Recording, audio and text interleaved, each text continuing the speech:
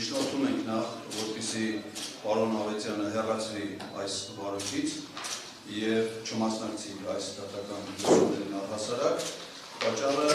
քրեական դատավարության օրենսգրքի 66 հոդվածի առաջին մասի 3-րդ կետով սահմանված կարգավորումներն են, ըստ որի առկա են այլ հանգամանքներ, որոնք կարող են ողջամիտ կազմած հարուցել տվյալ վարույթի հետ կապված նրա անկողմնակալության մեջ։ Այս եզրահանգմանը մենք եկել ենք այն հաստական հանգամանքներին ծանոթանալու, որը կապված է այս գործի նախաքննության ընթացքի հետ, մասնավորապես դատախազի կողմից խախտվել են մեր դատավարական իրավունքները,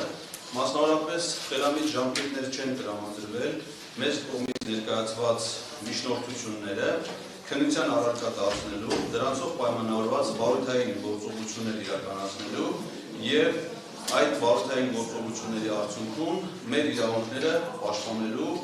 իմաստով, այսինքն նախ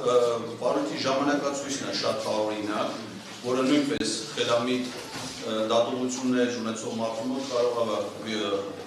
հարցեր առաջացնել, մասնավորապես վարույթը նախաձեռնվել է նոյեմբերի 1-ին, վարույթային գործողություններ են իրականացվել, որի արդյունքները հսկող դատախազի պարոն Ավետյանին ներկայացվել են նոյեմբերի 17-ին 2024 թվականին։ Պահպանեք լրություն դահլիճով։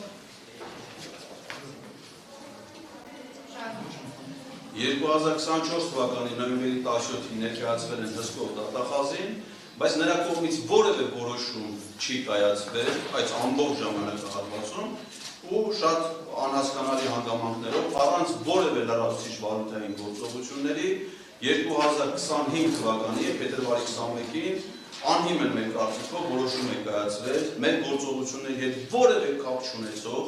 հանգամանքներով, քրեական օրենսգրքի նկարագրության և մեր գործողությունների հետ որևէ աղերս չունեցող հոդվածով մեղադրանք առաջադրելու վերաբերյալ, որի հետ կապված քննիչի հետագա գործողություններում մենք բողոքարկել ենք, նաև մեր նկատմամբ կիրառվել է մեր կարծիքով ոչ իրավաչափ խափանման միջոց, մենք դրան հիմա հուսով եմ կանդրադառնամ, դա բողոքարկվել է դատախազին, դրա կապակցությամբ ևս ստացել ենք որոշումներ, որոնք մեզ չեն կարող որևէ կերպ բավարարել, այսինքն այս եւ այլ գործողությունների հանգամանքների համադրությունը ցույց է տալիս, որ պարոն Ավետյանը իմ հանդեպ ունի սուբյեկտիվ ընկալումներ, ինձ համար անհասկանալի, թերևս դա կարող է պայմանավորված լինել քաղաքական հանգամանքներով և քանի որ ես չունեմ կոնկրետ տվյալներ, փաստեր, այսինքն հնարավոր չի եղել այդ կարգավիճակում որևէ դատավարական գործողությունով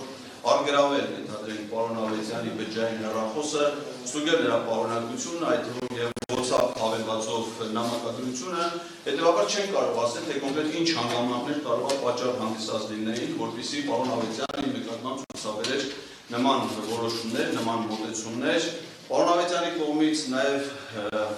մերժվել է մեր պաշտպանական թիմից պաշտպան Արսեն Բաբայանի